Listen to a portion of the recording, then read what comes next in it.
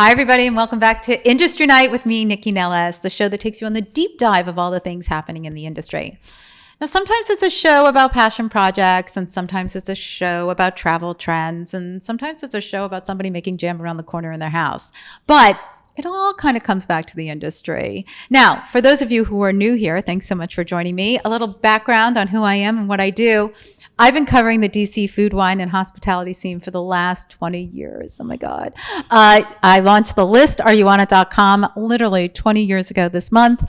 It's the only food and wine variety e-zine in the DC metro area. And if you are interested in where to eat or what to do and what's happening, it is all in there. Of course, you hear me every week on WTOP. I do regular reports for them. You tune in Sundays to 1500, Foodie and the Beast. DC area's only food and wine variety show with my husband. We've been doing that for 14 years, and it is always fun. You follow me on social media at NYCCINELLIS on Instagram, Facebook, and Twitter. And here we are, Industry Night, in the beautiful Wine Lair Private Wine Club here in DC, right next to the Ritz-Carlton Hotel. If you haven't had a chance to check out the Wine Lair, you really should. Not only can you be surrounded by all these fabulous bottles of wine, but they have a beautiful bar, a beautiful room to hang out in. They do events for non-members, so check that out on the list, areyouonit.com. But if you are a member, they do amazing events. So please check out what they do, because it's an amazing organization, and I'm so thrilled that they have me here. Okay, so normally at this part of the show, I take you on my travels for the week. But since I'm doing two shows today, which is why I'm wearing the same outfit, by the way, so don't be judgy, I have no place to tell you about. But when I come back, I will be eating out a lot and also have done a lot of travel. So get ready. And of course, don't forget to follow me on Instagram. Oh, and don't forget, if you're listening to us, we are also now on YouTube. So that is just launched. We've put all the episodes up. It's really fun and really terrific. So subscribe, comment, question, let us know what you think, and ask questions, because I'll get you the answers. That's what I do. Okay, so many of you know over the summer, I had the good fortune to be a part of an amazing group of food, wine, and hospitality leaders who were tasked with opening our minds and bearing our souls, personally and professionally, on a legit 24/7 nonstop action-packed journey to Israel.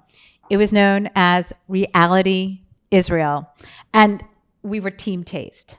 So I learned so much about the complexities of the region and the importance of food culture.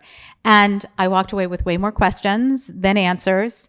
And I was also given this incredible family that I met for just 1 week. Now, I can wax poetic forever about the trip and everything I learned and what happened, but it wouldn't have been what it was without the incredible leadership of Michael Bauer. So Michael, who's here with me, is a professional educator. And I hate calling him a tour guide because he's so much more than that. But as a field educator, he has over 25 years of experience and has led adventure tours all around Israel, Jordan, the Sinai Desert, Turkey. And he's guided and taught senators and parliament members from different countries, military people, celebrities, and me. So he's also the author of Israel Journey, 8 days in one of the world's most complex countries. And I'm so thrilled because he's here in the United States for a week touting his book, and he's joining me today. Hi. Hi, thank you, Nycci. It's so great good to be here. Oh, it's so good to see you. So, okay, let's start a little bit about your background and how you became such an expert on Israel and the region, the Middle East. So first of all, as you can hear by my accent, I was born in Israel, and I'm fluent in both languages, Hebrew and Arabic. And I started working in the world of field education as pretty much an outdoor person, taking people canyoning in Jordan, Sinai, south of Israel. I started when I was after the military, working with youth of risk, taking them into the desert, and slowly the content drew my mind. Can I back up for a second? You were born and raised in Israel. Were you taught both Hebrew, English, and Arabic? Where did Arabic come in? So Hebrew is my native language. English I learned in school, although I was born to a family where Both of them immigrated to Israel. None of them spoke English well. My dad was originally an Austrian who was raised in England. My mom is a French person. But the only language they could speak with one another was English. And therefore, I was taught English by two people that it's not their mother tongue. Okay. But that's why I speak English. And Arabic we learn in school. As Jews in Israel, we do learn it in school, but I wouldn't say that we actually get to know it. I learned it later on in academia. I studied Middle East studies. And then throughout my life experience, I just gathered it in the field. So you started with adventure tours. But what was it that you were looking to do with these adventure tours? I mean, I know you're really into canyoning and all this sort of extreme adventure lifestyle. Right. But how did it evolve over time? So when I started in the 90s, really what interested me at the time was more the physical, adrenaline, outdoor elements of traveling. And especially when I started traveling into Jordan and Sinai, and I started to experience a connection and a relationship with the Arab culture in a different way than what I experienced as an Israeli growing up in Israel within a conflict. And the background that I had in the military, I had a very specific lens of looking into the Arab surrounding of Israel. And actually going there in a complete different mindset opened my mind and actually got me very, very curious. And that's when I went to study also Middle East and then history of Israel, history of the region, and started to switch away. Outdoors is my hobby and passion. And but slowly the concept of content, geopolitics, culture, history, started to draw my attention. And as you saw, that's more of what I do. Well, it is what you do, and you do so well. I think it's the Middle East is such a massive, there's so much history there, obviously, and there's so much troubles there, and there has been for ever and ever. And I really don't feel that in the United States, we just get snippets. Do you know what I mean? We know that there's problems in the Middle East, and if you're Jewish, you know about Israel, and if you're not Jewish, you know about Israel. But I mean, so many people think Jews are Israelis. I mean, they don't. There's a lot of misunderstanding and a lot of misinformation. So how do you start with people, Jewish, non-Jewish? Like our trip with Reality was primarily non-Jewish. So how do you, I know how you start, but how do you start with people when they come to Israel? How do you start explaining the country? So you say the sentence of Israel and the Middle East has a lot of history. In fact, every place has as much history because every place has history. The difference is, I think the reason why you said what you said is because the history of Israel and its surroundings, was written down, and in some point was written down into a bestseller called the Bible. And probably because of that, it affected so many civilizations around the world. And therefore the history of Israel is different than any other history. Not more, not less in content, but its ability of changing people's life and affecting people is very different. So if you're coming to America, which I would argue that a lot of the American culture, and there's a lot of different American cultures within American culture, but there is a lot of influence of Christianity. If you're Jewish, you're definitely influenced by Judaism. It's coming from Jerusalem. If you're Christian, it's from Jerusalem. And if you're Muslim, also Jerusalem is part of the story. So it's not only that there's history. When I take people like yourself, and you are a group of multicultural, multi-religious, and multi-narrative people, I took you, for example, to the old city of Jerusalem, and it was not me, the local guide, taking you through my city and telling you stories, which would be nice, but it was me that happened to live there telling you your own story, no matter who you are. And everyone in that group, which was so different from one another, actually, Jerusalem was their story. And I think that's the biggest impact that the place has on people like your group, and I just happen to be the channel. The facilitator the facilitator. Of it. Well, I guess that's true, but you're also providing context. I don't want to jump to Jerusalem because we started in Tel Aviv, which is a more progressive, kind of sexier area. People are really fit there. Everybody looks really good on that boardwalk. It's a great, I love Tel Aviv. I just was totally blown away by it. But we started with, because I want to intersperse, because we were taste some of the food.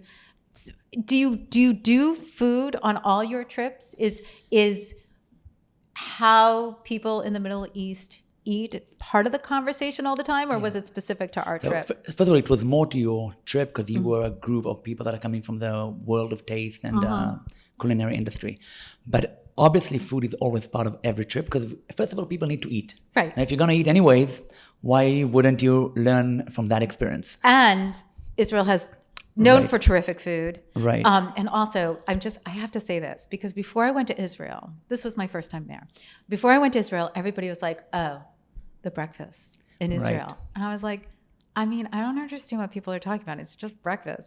But those breakfasts in those hotels are crazy, like insane. I've never seen anything like it in my entire life. What is that? It's not how Israelis eat.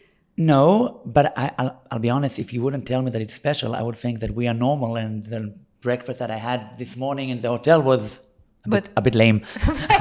I didn't realize that we are the different people. Sure. But yeah, we eat well, and food is important. And every group that comes, usually food is part of the story. Even if you give people a break of half an hour, so they want to have falafel or shawarma, and then they're wondering which one to take and which hummus, and a big discussion in Israel will be what is the best hummus to have. And I'm not talking about fancy places, I'm talking about authentic places. You have the discussion between the Arab and Jewish communities, which food belongs to whom. And since it's a place itself, even though Israel, and we're talking about people living there, Jewish and an Arab. But if I'm looking at the Jewish community in particular, it's a community that did come from a lot of different places, pretty much all over the world. Each one of them immigrated here. Usually now it's already second or third generation, but they came with their own cuisine. Their own food. Right. Sure. So when you go to Tel Aviv, Ethiopian food is actually of local Ethiopians. It's their food.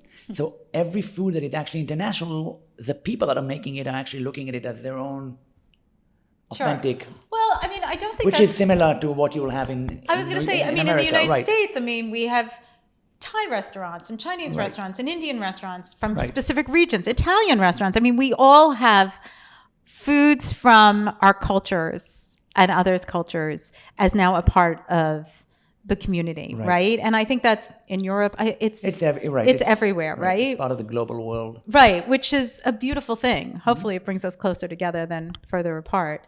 But so one of the places we stopped at in Tel Aviv was Asif, this culinary center, which I found really interesting because, first of all, they had this exhibit on bread, which I thought was fantastic, the history of bread.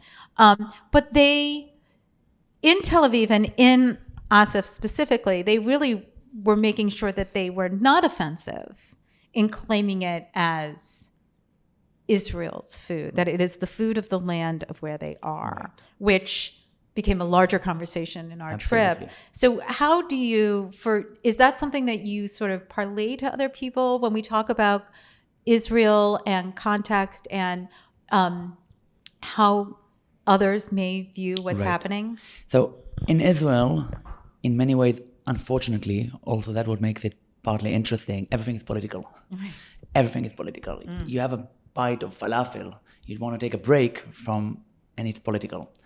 So always the question is, who owns the food? Now, I don't think that discussion should have been brought up at all, but it is a discussion that is there. One of the things that when you're looking at Jews in general, what is Jewish food? Well, depends on where you're from. Exactly. So when you're looking at Israel, you go in Tel Aviv, you look at I'm talking about the Jews, I'm not talking about the Arab people that are living there as well. I'm looking at the Jewish people that are living over there. I'm going to look at the people. Some of them are coming from Ethiopia, from Africa. Some of them are coming from Morocco, Iraq, Poland, Russia, all of that. Right. What is the Jewish food? Each one of them brought the cuisine. So when a Jew came from Iraq or Morocco or Lebanon, and they came from all those places, his traditional authentic food was Arab food because they are Arab Jews. Arab is an ethnicity. It's a culture. It's not a religion. So you can be a Jewish Arab person, a Christian Arab person, and so on. So really falafel... Which I don't think... It's not that people don't know that. But they don't realize that. They don't realize it. Yes. They don't realize. Yeah, when you say that, people say, "Oh yeah, sure," but they don't pay attention. Right. And therefore, because we have, unfortunately, an Israeli-Arab conflict, an Israeli-Palestinian conflict, when Israelis claim falafel is an Israeli food, and Israelis truly believe that it's an Israeli food, the challenge is that it's also Lebanese food. It's also Palestinian food. Right. It's also It's like Egyptian, kebabs. Kebabs, like, don't even get that the kebab issue started with, certain countries because everybody thinks the kebab is theirs. Right. But I actually can solve the discussion Let's hear it. relatively easily. Okay, and I'll let's tell you hear it. how. Because if the discussion is about who owns the land, so that is a discussion of who owns falafel. Mm-hmm. But if we can change the conversation, and instead of us arguing who owns the land, just accept the fact that we belong to the land. Mm. And then if we belong to the land itself owns the local food, the local ingredients, and we are just part of it. Right. And therefore, falafel is Israeli, falafel is Lebanese, falafel is Palestinians, and we don't need to argue whose it is. Exactly. Well, I like that. So it's part of a political discussion, but it's part of something deeper, which has to do with identity and conflict and ownership and mutual recognition, and it comes out in food as well. Well, that's so unfortunate. Not to say it's any different here, because there are food politics here in the States as well, in a totally different way. Not that this is ours, can't be yours.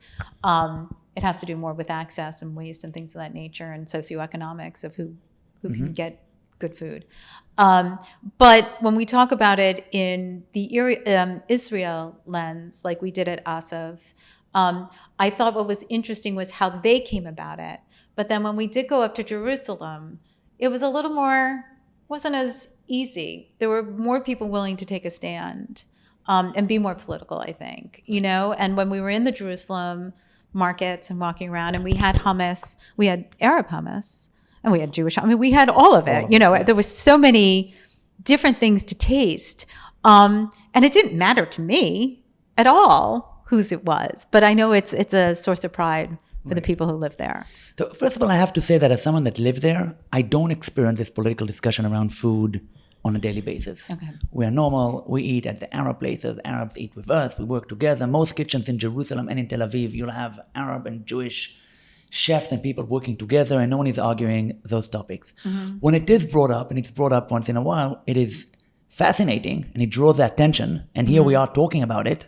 But I will say that because we were a group on a program that was semi-culinary tour and semi-geopolitical program, it all came together. I would say that it is not as much of a big discussion as I think we're making out of it right now. It's definitely there. People that are maybe really living it, in it, like in the Asif Center, so it's part of their life because people were claiming that they deal with it. But otherwise, when you're on the streets, if you would ask my friends, which are not in the business of expanding Israel and dealing with, they would not have a clue what you're talking about. I'm not even sure that most Israelis would understand.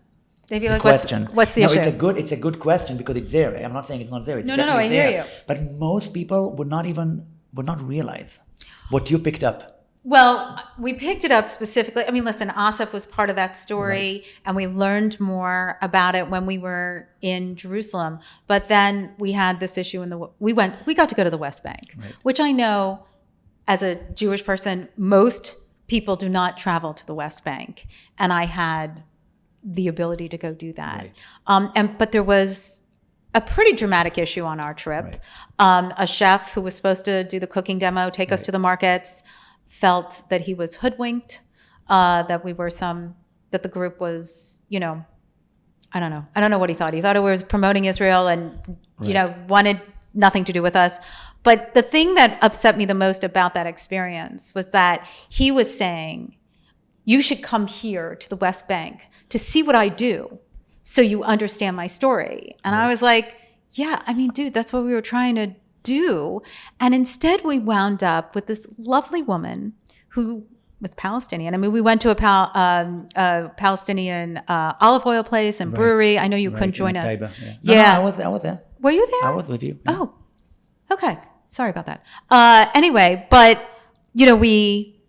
then I guess we had a Palestinian guide, right? And she took us to these places, and we got to hear the real stories. The woman at the brewery was like, listen, I'm just trying to sell my beer. I want to sell my beer. I want to sell my olive oil. We're just trying to live our lives.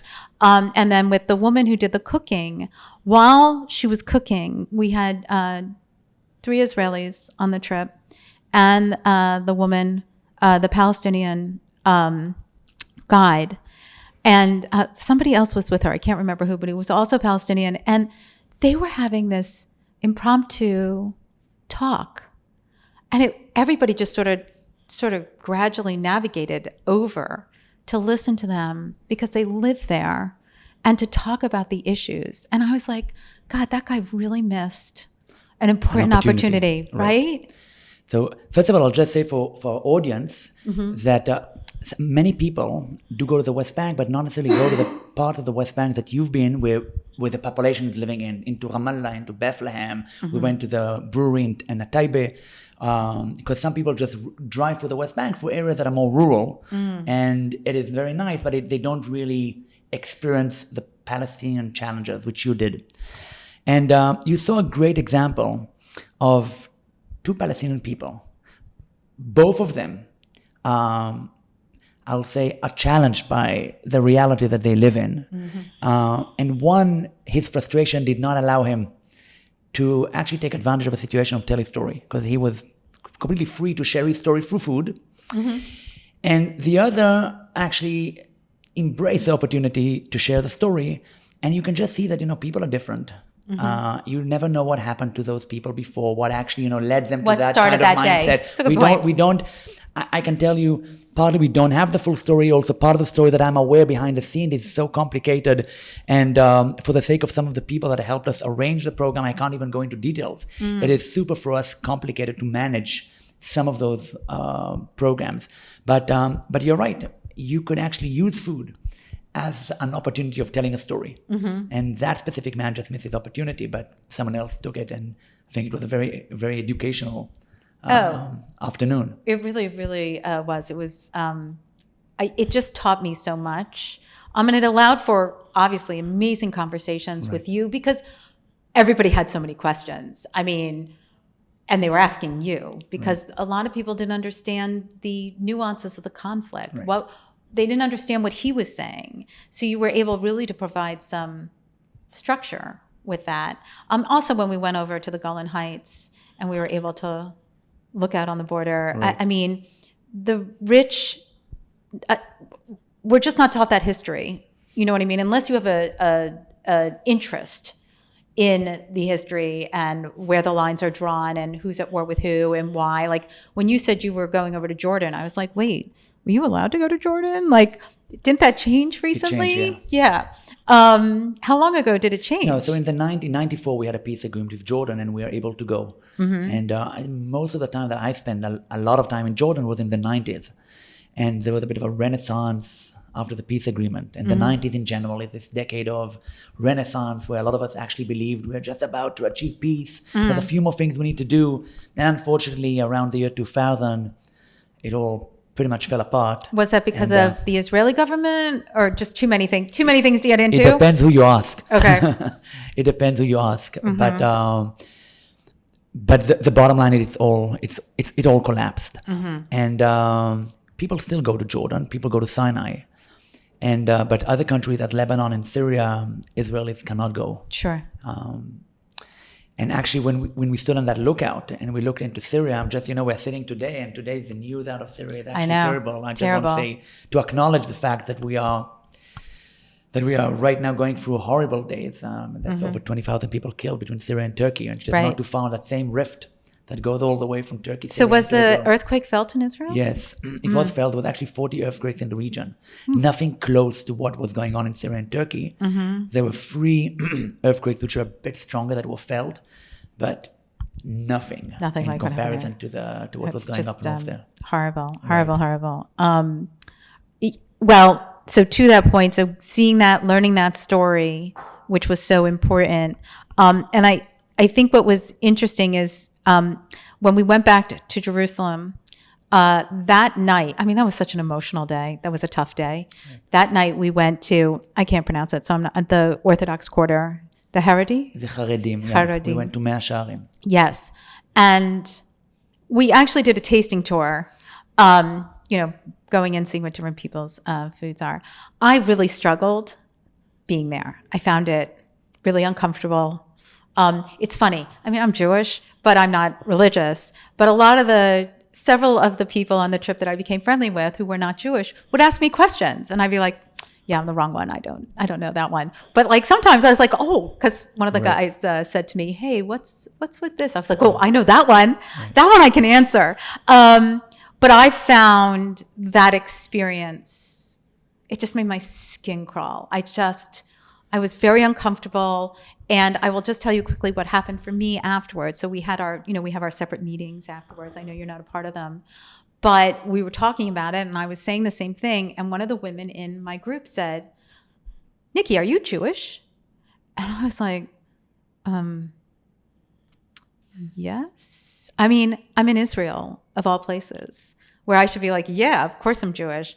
But in my head, when people think of Jews, and I'm sure you know about what's going on in this country right now with anti-Semitism, I think they think of the Orthodox. They think of the Hasids, the Lubavitch. They think of the people with the hats, and that's who they think I am. And I'm like, I'm not that. Right. I mean, you shouldn't be anti-Semitic against them either. Right. But you understand where I'm coming from. Completely. So perhaps maybe even to more clarify what's behind what you're saying for the audience. Yes, please. Judaism, and we can see what kosher rules, how do they play into that. Judaism is not necessarily a religion. And that is, I think, one of the most important things that we Jews need to tell the non-Jewish world. What do I mean by that? It is a religion, but not necessarily a religion. And I can prove it very easily. If I ask you, Nycci, are you Jewish? You'll say yes. If I'll ask you, are you religious? You'll say no. And then if you're Jewish and not religious, mathematically, Judaism and religion are not the same thing. So in this case, if it's not religion, or not necessarily religion to be accurate, because it is a religion, but not necessarily one. So what is it? It's a people. It's an ethnicity. It's a culture, it's an identity, and it's a religion. So within Jews, you have the people that religion is important for them. For example, the ultra-Orthodox that are, I would say on the extreme way I'll say it for you. To me, they're a cult. Like when I walk around there and I see them and the women do all the work and the men get to study, and I mean, God bless them, do your thing. But I look at that and I'm like, that looks like a cult. To me, that does not resonate with me because it's so strict and there are all these, like nothing about that. Anyway, so whatever. I would not use the word cult, but I understand where you're coming from. Okay. And for them, absolutely, Judaism is a religion. They are religious, and you are not less Jewish. You are as Jewish as them. But what it means for you to be Jewish is something just different. You are Jewish because that's your identity, it's your culture, and you are part of those people that consider themselves as Jewish. Which is actually interesting because on one hand, while those ultra-Orthodox people that make you feel uncomfortable are your people, culturally you are more distant from them than you are from friends of yours that are not Jewish at all. They're not your people, but you're actually the same. More than that, I'm walking here in Washington and I see people that are not Jewish, not Israeli, a random liberal American, and I am way more like him or like her than I am next to my neighbor that live a few blocks away, but it's still, in my mind, they're my people, though they're not. That is maybe, we need to go for a shrink to understand how we think, but you are, as a Jew as them, you are just different in the way you define what Judaism is. Yes.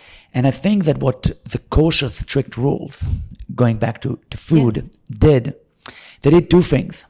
On one hand, they kept the Jews away from their surroundings, because if food is a way of getting together, if food is a way of getting to know one another, if I'm kosher and you're not, I can't eat with you. So that basic, authentic way of just, removing all boundaries, let's just have food, right?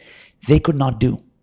Which was it intentional? Do you think that was intentional? I know the rules are so archaic, but I never thought of it that way. So it was not intentional in the first place, because remember, the Jews were maintaining the kosher rule before most cultures that are living around them were created. But in a certain point, I can definitely see the intention, because while I'm saying it kept them segregated in a way, that's what kept them. So the father of the Jewish Enlightenment, his name was Mendelssohn, he had 9 grandchildren, only one was Jewish.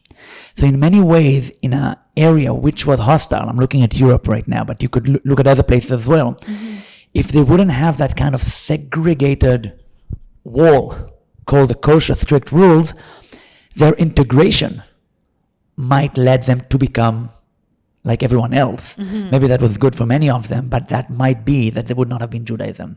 So the kosher rules, in many ways, definitely by Orthodox people, they will say that's what kept us. That is fascinating. And it makes when you say that. Right. And as I'm saying that, I am not kosher. Huh? I'm saying that it is important for me to say I am not kosher.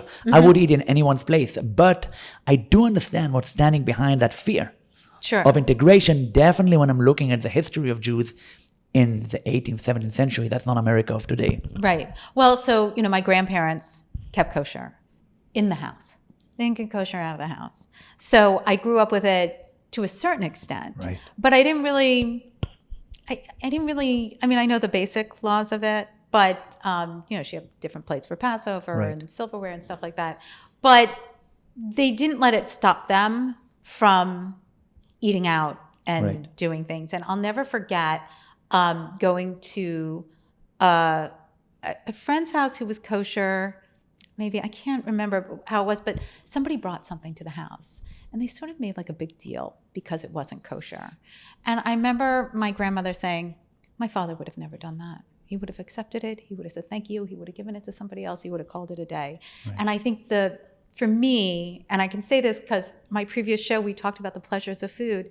To me, the restrictions on food because of the kosher laws takes away the pleasure of it. Right. Do you know what I mean? But completely. But at the same time, I'm looking back in history. That might have been the reason why two Jews right now are sitting in Washington and having a conversation. Who knows what would have happened? Who would we be? Right. No. If it wouldn't be for that, we'll never know. We'll never know. No, all true. Now, I want to just jump a minute and you mentioned the Ethiopian Jewish story. So when we were in Jerusalem, I think. Right. We had a dinner at this Ethiopian restaurant with Ethiopian music, and it was so much fun. It was a total party.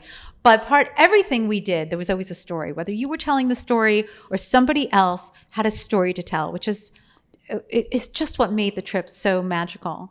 But they told their story about being Ethiopian Jews, and I had never heard that story. I did not know they were Jewish. Not that it mattered, but I was like, oh, my goodness. So can you talk a little bit about that history? Because it's fascinating. So Jews were scattered all around the world throughout history. And without going for a history lesson, but there's a few occasions, the destruction of the Second Temple, second century. I mean, I'm talking about ancient times. And that's how Jews arrived to Europe, which is probably your ancestors. Jews arrived everywhere. Jews arrived to Spain. Jews arrived to Africa. Jews arrived to India, to everywhere. And in those places, because of their very strict rules, kosher as an example, they did not blend into the local societies.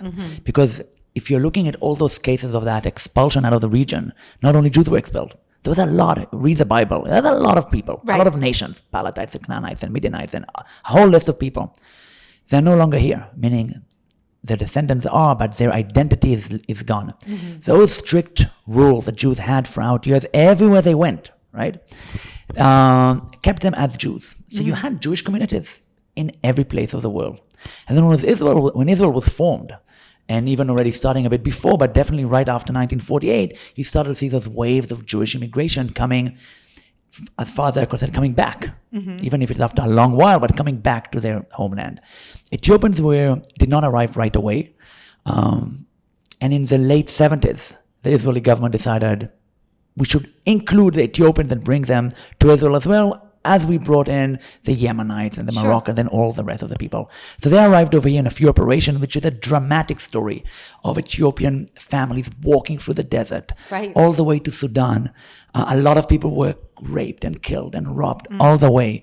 Many times we tell the story about the Israeli Mossad Secret Services going and rescue them.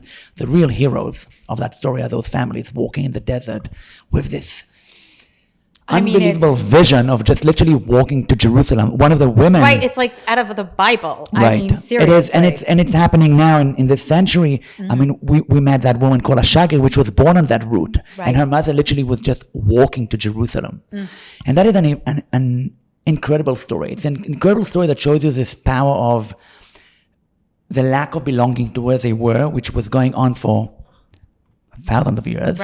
And the sense of belonging to the new place called Jerusalem, That's one part of the story. The story of Israel, which was actually created in order to facilitate the ability of Jews to live in Israel. But then also, unfortunately, there's another part of the story, that there were Jews in Ethiopia. When they come to Israel, where most people are Jews, they are now Ethiopian. Right. And on one hand, they want and they should maintain their identity and culture and food, but at the same time, they need to do a fast course of integrating into a startup nation.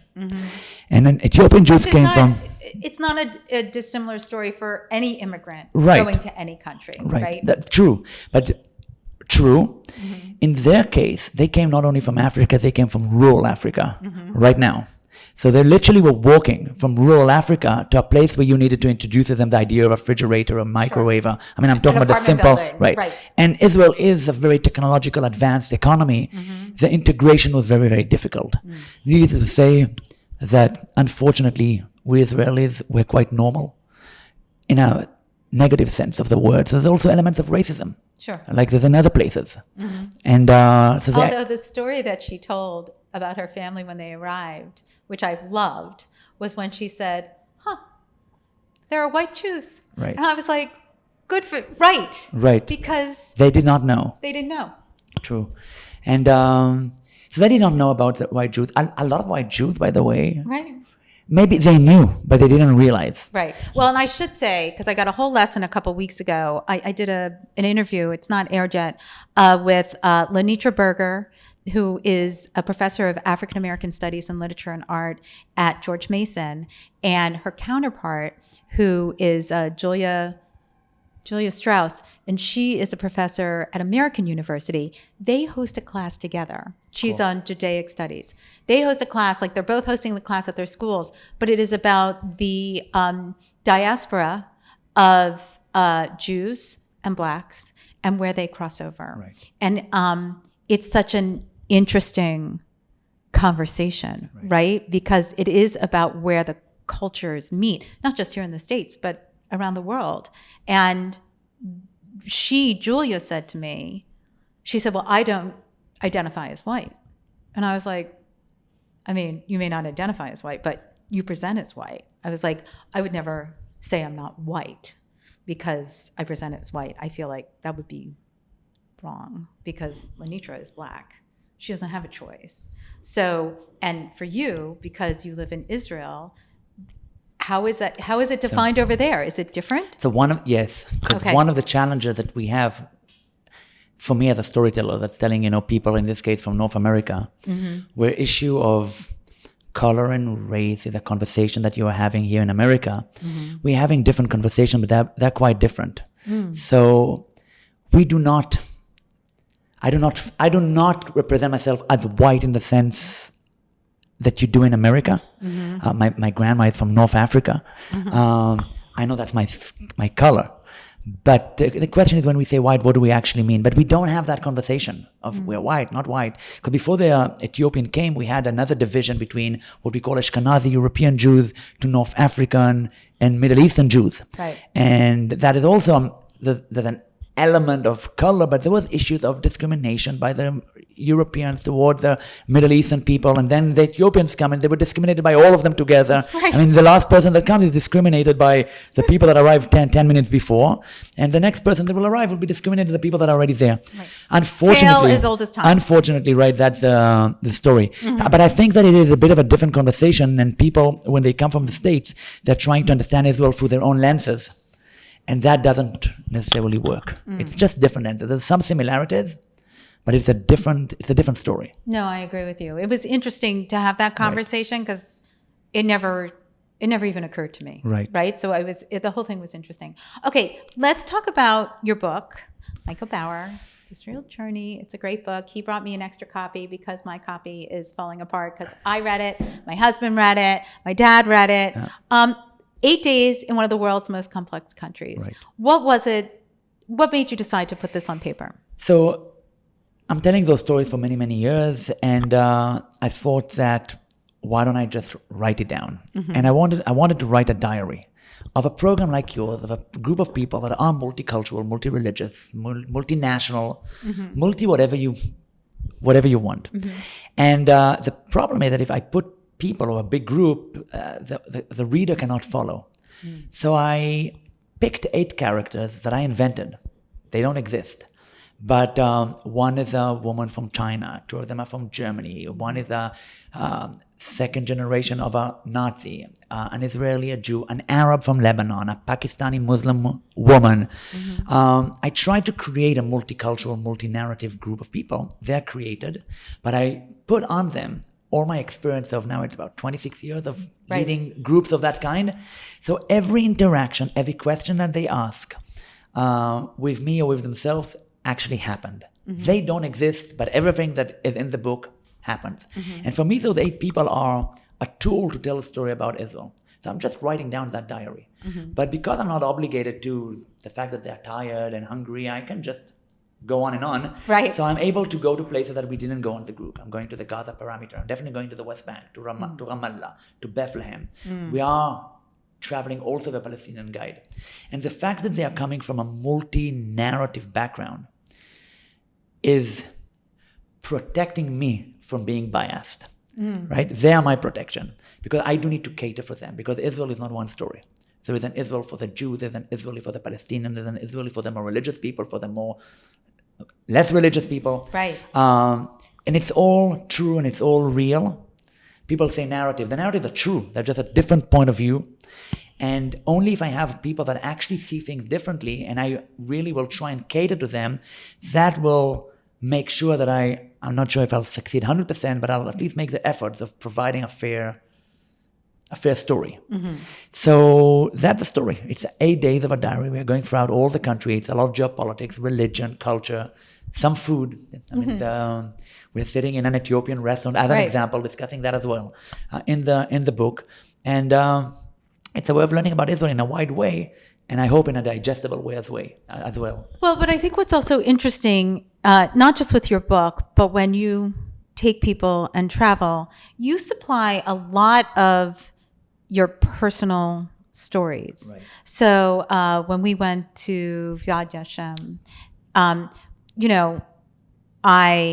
mean, in my head, I was like, I've been to the Holocaust Museum. Like, I was like, it's good to go, but like, I feel like I've seen the story.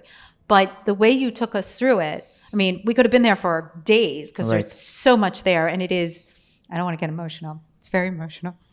The ending is crazy. But you shared your family story, which changed the experience for everybody there. We weren't just looking at exhibits or looking at horrific pictures or, we weren't looking, we were hearing. And it really changed. It changed it for everybody, I think. For those who maybe knew a little bit about the Holocaust versus somebody like me who, I've taken my kids 1,000 times, like I have 5 children. So I'm the parent, I've done it. And it's important, don't get me wrong, and Anne Frank and all the important stories. But the way you did it was so different. So it's interesting that you incorporate your personal stories, your family stories, not just there, but throughout the whole trip. Because you know all these people, you have all these professors, you have these mentors, you have people who you've talked to, like the people you've created in this book, who I think give you more. And I think sharing that really changes our experience. So first of all, people do learn through emotions and through stories. Stories is but in this case, I also know that it's effective to tell a story, but the truth is that I truly believe that at the end of the day, Israel is not a text. When you are learning by, I'll pick a far country, Canada, by a Canadian professor about the Middle East, and he has not been or he's not lived, he's not personally involved, that's one thing. So then you can go into statistics and all of those. If you want to learn about Israel, it is mainly a story about psychology.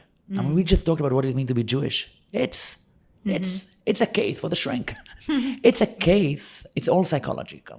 The whole conflict is because the way we preserve our identity. And so if you don't bring yourself and your family story, because that is what it's all about, I think we're missing out. And part of the reason that I am passionate about it, Israel, because it's not my land. I belong to that land. I'm part of it.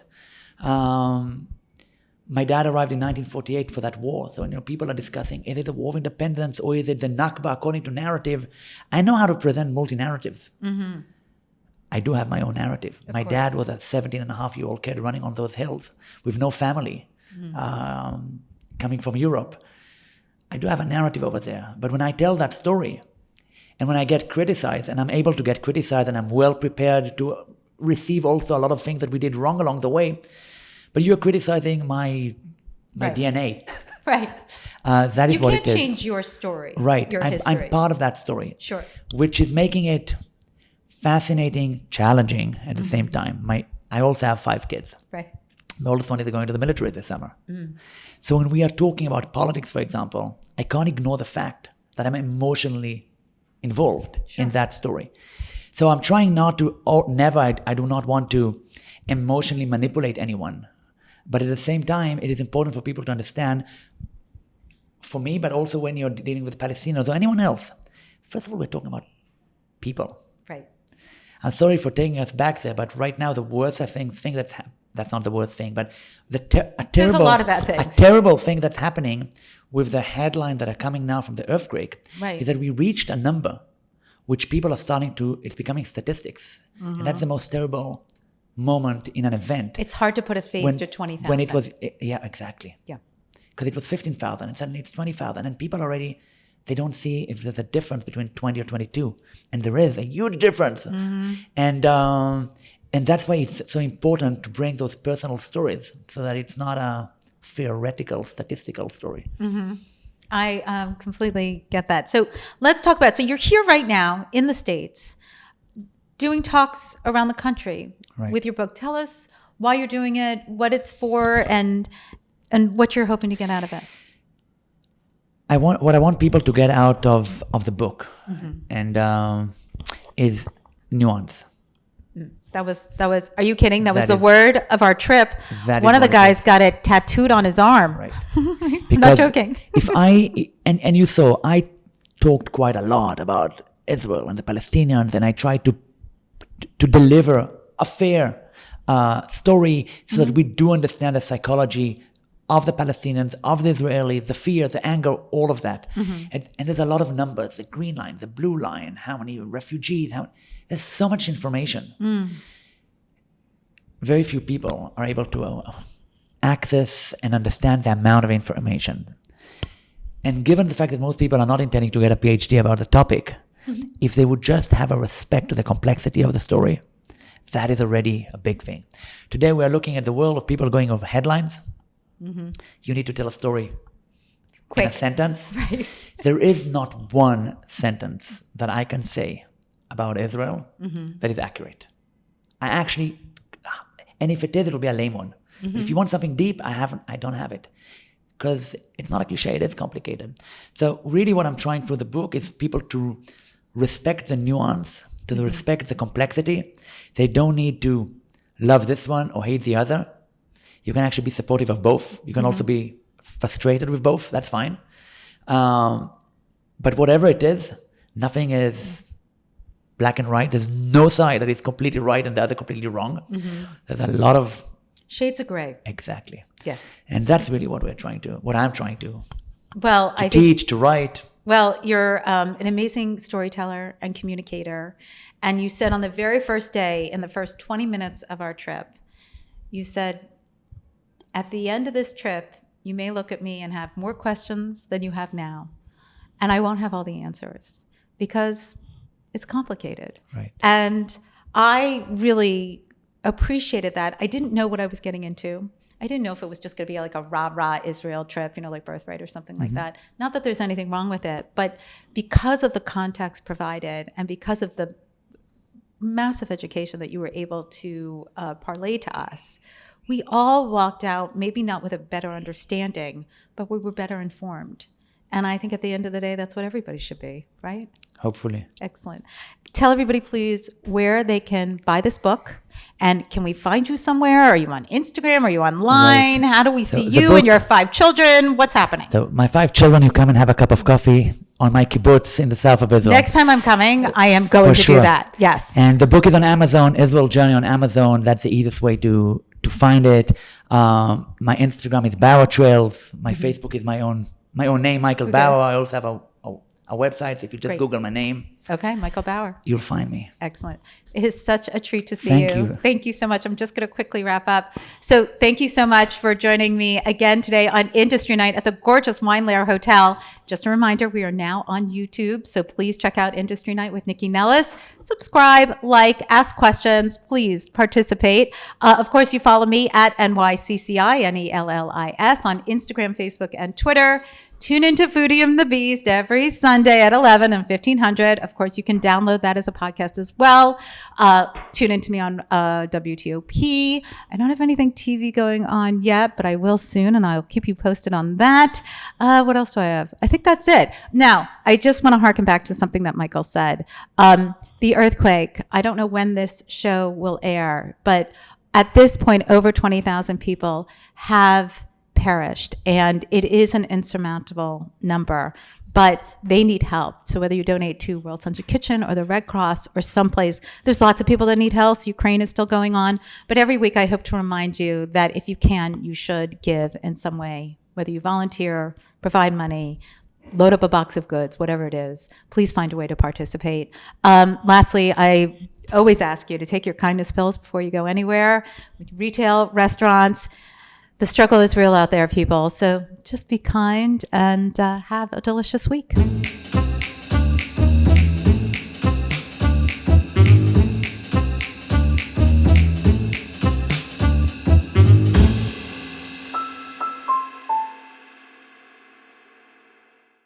Produced by Heartcast Media.